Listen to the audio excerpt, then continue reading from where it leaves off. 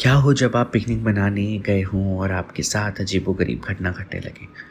आपके समझ में ही ना आए कि आप आत्माओं के बीच आकर फंस चुके हैं। हमारी आज की कहानी भी कुछ ऐसी ही है। नमस्कार दोस्तों, मेरा नाम है गोपाल और आप देख रहे हैं डर का सफ़र। हमारे गांव के बाहर एक नदी है जिसका नाम है बहनती नदी। उस नदी के किनारे एक बहुत पुराना खंडर है। लोग कहते हैं कि यह किसी जमींदार की हवेली थी, लेकिन बाद में अंग्रेज उसमें रहने लगे। इस हवेली को लोग किशनपुर कोठी के नाम से जानते हैं। यह समस्तीपुर जिले के नावकोठी प्रखंड में पड़ता है। कहा जाता है कि यहाँ पर अंग्रेजों ने गांव वालों के साथ काफ़ी जुल्म किए थे। इस कोठी के 3-4 किलोमीटर चारों तरफ कोई घर नहीं है। यह कोठी काफ़ी सुनसान है।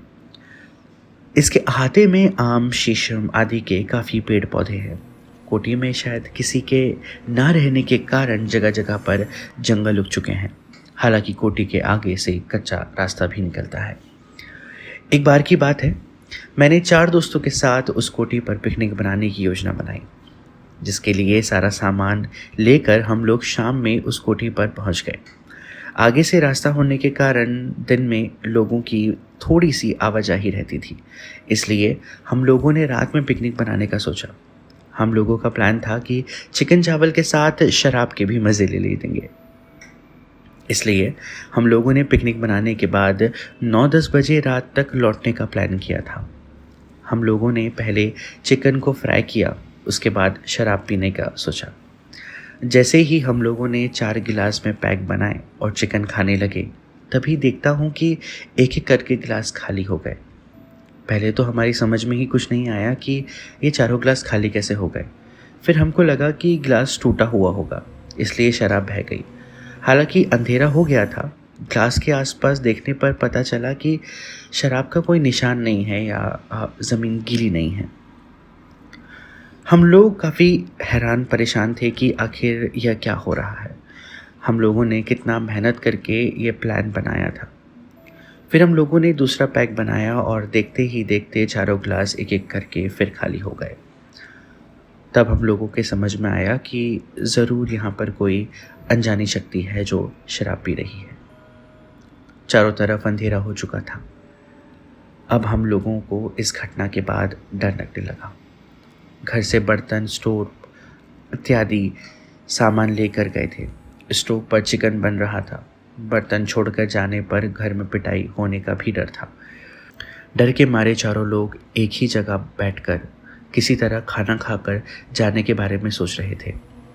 उसी समय सामने से एक वृद्ध व्यक्ति हाथ में लाठी लिए टक टक टक की आवाज़ करते हुए आते दिखाई दिया।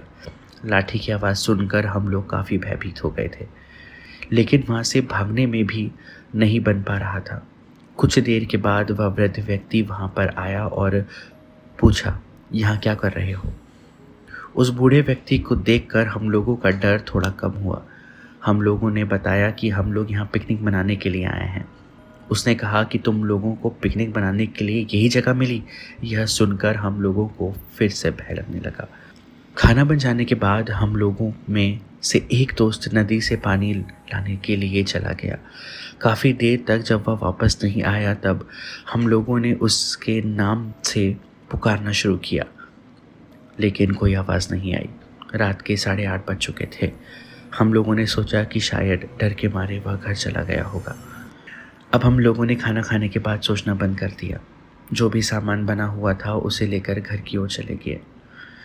घर पर पहुंचने के बाद जब उस दोस्त के बारे में पता किया तो मालूम हुआ कि वह घर नहीं पहुंचा। हालांकि गांव के कुछ लोगों ने हमारे साथ उसको आते जाते देखा हुआ था। पूरी रात जब वह घर नहीं आया तो सुबह उसके पिताजी हमारे पास आए और उसके बारे में पूछने लगे। उस कोठी पर जो भी हमारे साथ हुआ था वह सब कुछ हमने सच सच उनको बता दिया। पहले तो हमारे घर के लोगों ने हमें काफ़ी डांटा और उसके बाद जहां हम लोग पिकनिक मनाने गए थे वहां पर चलने के लिए कहा। हम लोग जाने के लिए तैयारी थे कि तभी गांव के एक व्यक्ति ने बताया कि नदी में एक लाश है। हम लोगों को लाश का नाम सुनते ही हालत ख़राब हो गई। गांव के कई लोग तुरंत नदी की ओर चल पड़े। वहां पर जाने के बाद देखा कि आधा शरीर नदी के अंदर और आधा शरीर नदी के बाहर था। इधर चौकीदार ने पुलिस को खबर कर दी थी। गांव के लोगों ने विचार किया कि वह तो जो होना था सो हो गया, बेकार में परेशानी मोल लेने से क्या फ़ायदा। इसलिए गांव के लोगों ने पुलिस को बताया कि यह लोग पिकनिक मनाने के लिए आए थे और नदी में पैर फिसलने के कारण डूब गया था। पुलिस भी ज़्यादा परेशान नहीं होना चाहती थी, इसलिए उन्होंने गांव वालों की बात मानकर मामले को ख़त्म कर दिया। इससे काफ़ी पहले भी वहाँ पर ऐसी घटना हो चुकी थी और गांव के लोग जानते थे कि यह सब भूत प्रेत का ही काम है। इसके बाद से आज तक हम लोगों ने कभी भी पिकनिक बनाने के बारे में दोबारा नहीं सोचा। वह कोठी आज भी है, लेकिन पूरी तरह खंडर हो चुकी है। उस कोठी में जितने भी कमरे हैं उसको किसी ने भी आज तक खुलते हुए नहीं देखा। वह हमेशा बंद रहते हैं। तो दोस्तों, अगर आज की कहानी आप लोगों को पसंद आई हो तो वीडियो को लाइक ज़रूर करें, चैनल को सब्सक्राइब करना ना भूलें। मिलते हैं किसी नई कहानी के साथ, तब तक के लिए डर का सफ़र जारी रहेगा। धन्यवाद।